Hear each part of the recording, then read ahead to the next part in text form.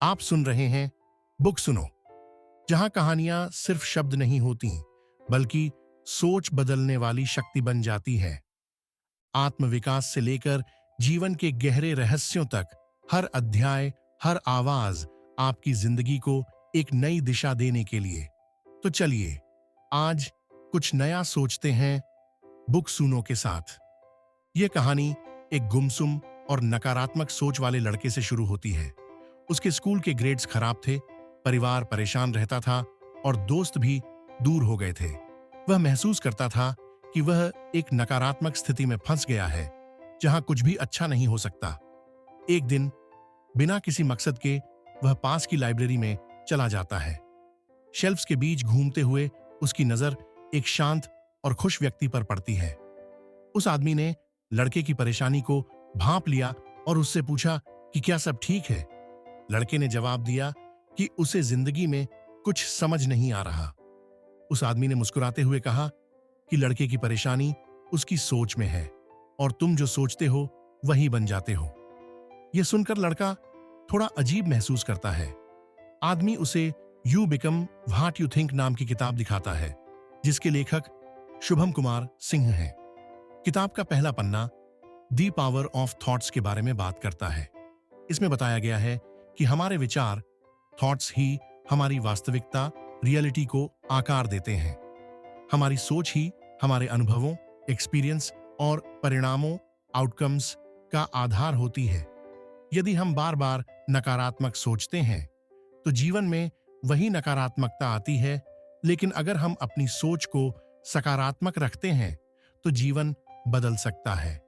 किताब में न्यूरोप्लास्टिसिटी के वैज्ञानिक सिद्धांत का भी उल्लेख है, जो बताता है कि हमारा दिमाग हमारे विचारों और अनुभवों के आधार पर लगातार बदल और विकसित हो सकता है। यह अवधारणा लड़के को आशा देती है। आदमी लड़के को समझाता है कि उसकी वर्तमान स्थिति उसकी नकारात्मक सोच का परिणाम है, लेकिन अगर वह अपनी सोच बदलेगा तो जिंदगी भी बदलेगी। यह आसान नहीं है, पर मुमकिन है। लड़के के पूछने पर कि सोच कैसे बदली जाए, आदमी कहता है कि यही किताब में लिखा है और जो लोग अपनी सोच बदलते हैं वे अपनी जिंदगी में बहुत बड़ा बदलाव ला सकते हैं।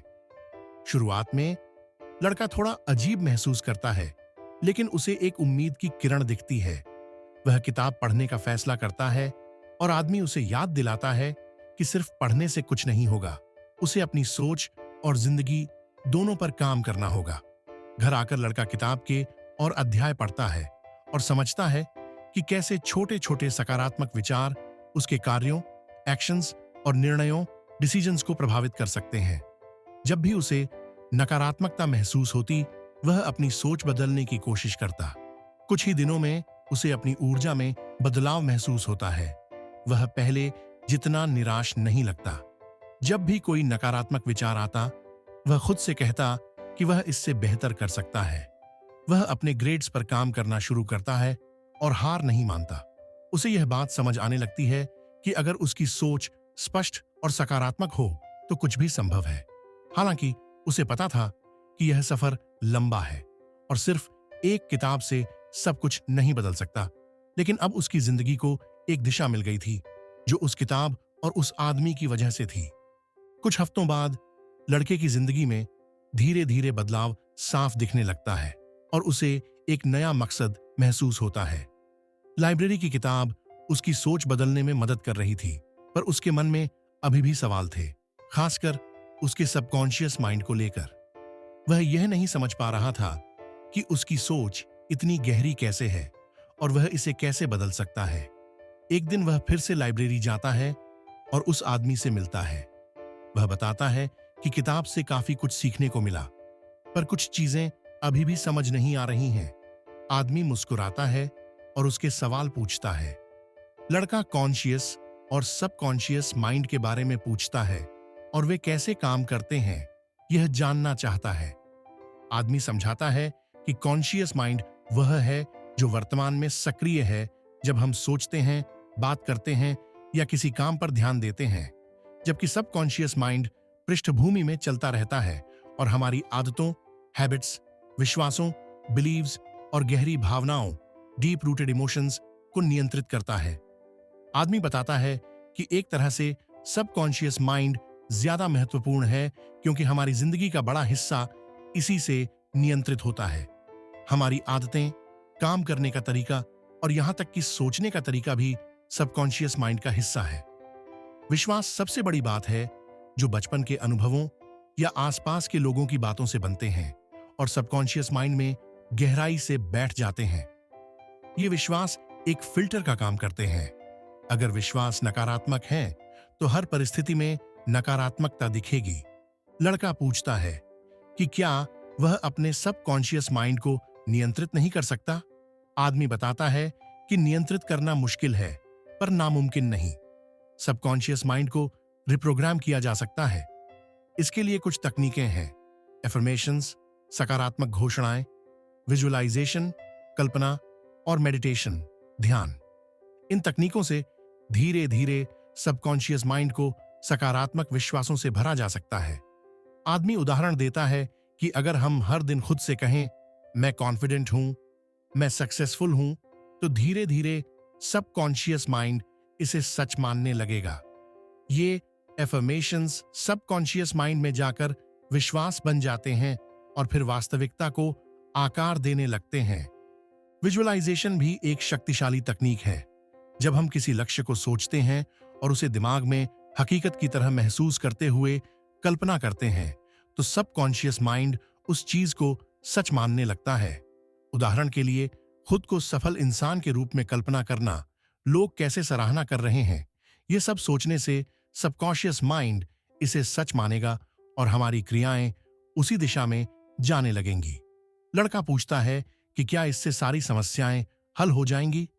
आदमी हंसता है और कहता है कि समस्याएं तो हर किसी की जिंदगी में होती है, पर जब सबकॉन्शियस माइंड सकारात्मक विश्वासों से भर जाता है तो समस्याओं के प्रति हमारा रवैया, एटीट्यूड बदल जाता है। हम डरने के बजाय समाधान खोजने पर ध्यान केंद्रित करते हैं। आदमी जोर देता है कि सकारात्मकता बहुत जरूरी है और अगर रोज सबकॉन्शियस माइंड को सकारात्मक विचारों से भरते रहेंगे तो धीरे धीरे सोच और क्रियाएं बदलने लगेंगी। यह एक क्रमिक प्रक्रिया है, इसमें समय लगता है, लेकिन यह काम करती है। धैर्य और निरंतरता बनाए रखना महत्वपूर्ण है। लड़का एफर्मेशंस, विजुअलाइजेशन और मेडिटेशन का अभ्यास शुरू करता है। वह हर दिन सकारात्मक विचारों से अपने सबकॉन्शियस माइंड को भरने की कोशिश करता है।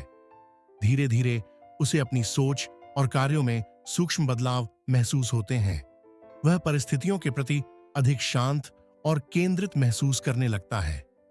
जब भी कोई नकारात्मक विचार आता, वह अपने मन को रिप्रोग्राम करने की कोशिश करता। कुछ महीने बाद लड़के के जीवन में बदलाव साफ दिखने लगता है।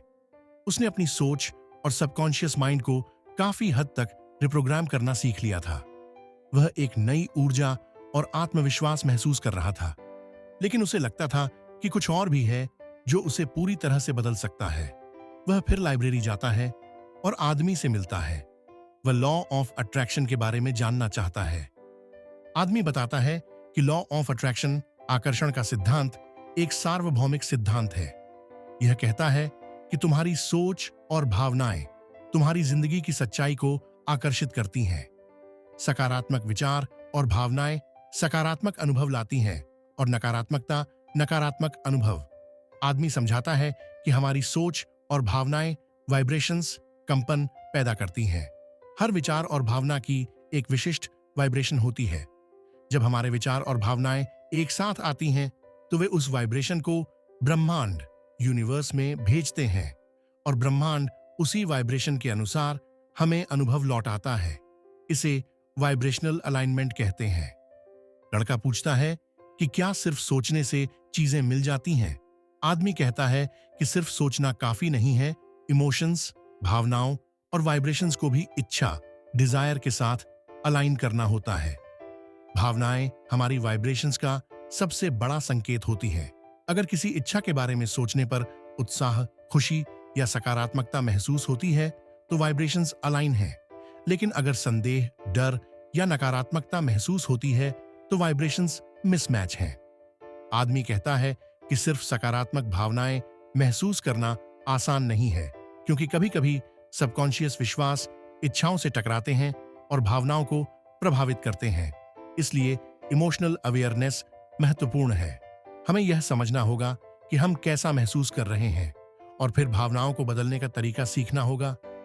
लॉ ऑफ अट्रैक्शन केवल इच्छाओं को प्रकट करने में मदद करता है, पर इसके लिए सोच, भावनाएं और क्रियाएं तीनों को एक साथ काम करना पड़ता है।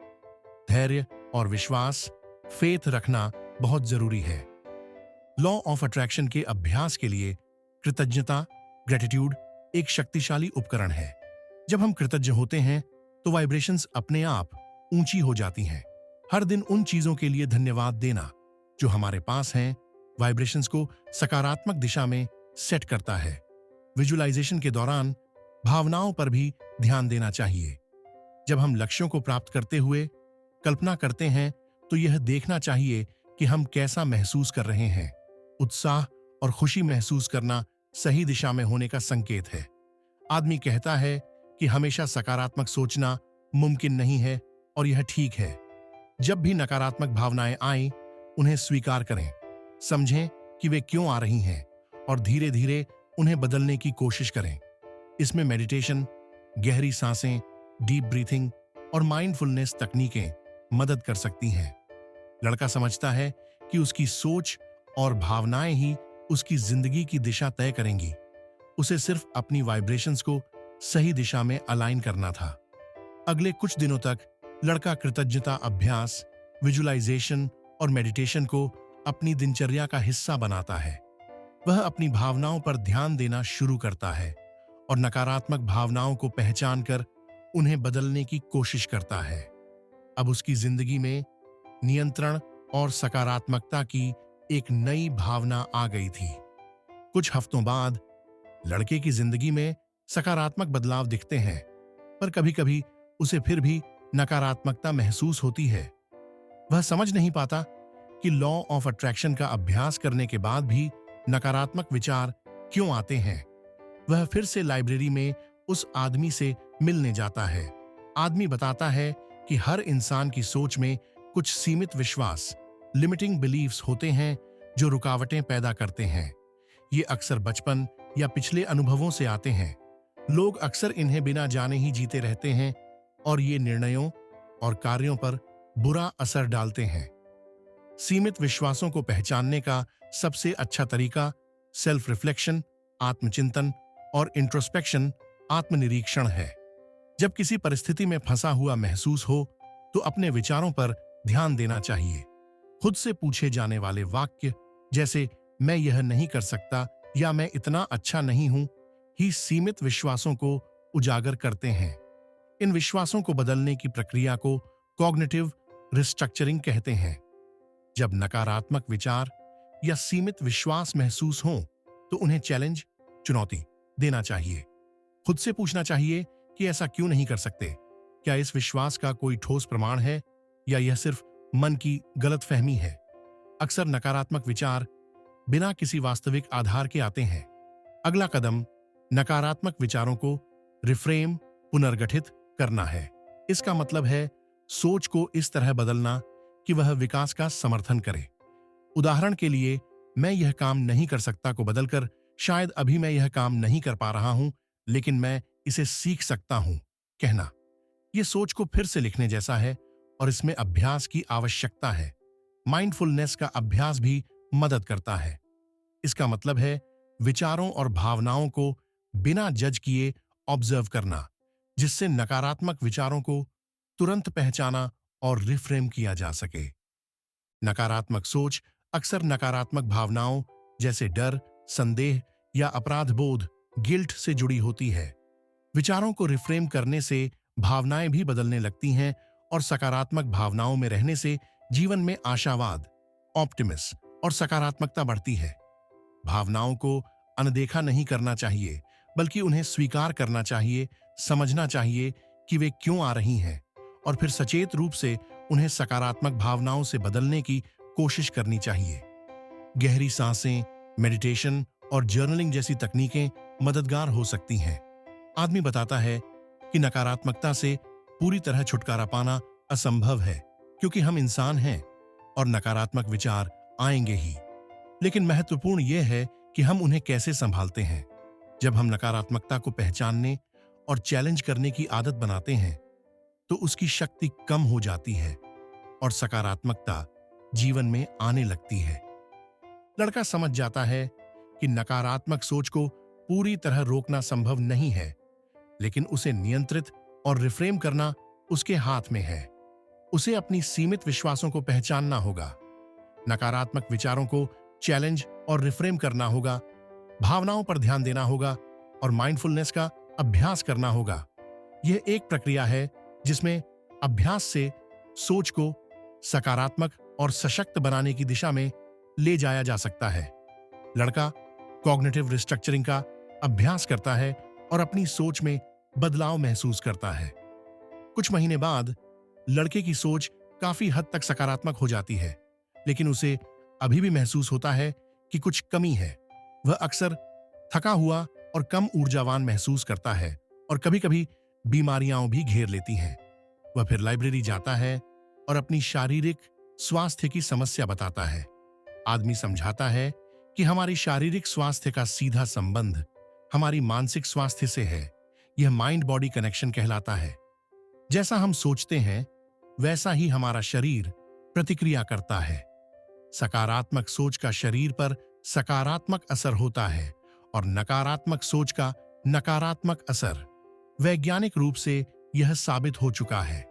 आदमी बताता है कि जब हम लगातार नकारात्मक विचारों में डूबे रहते हैं तो शरीर स्ट्रेस हार्मोन जैसे कोर्टिसोल और एड्रेनलिन को ज्यादा रिलीज करता है। ये हार्मोन थोड़े समय के लिए मददगार होते हैं, पर लंबे समय तक बने रहने पर शरीर पर बुरा असर डालते हैं।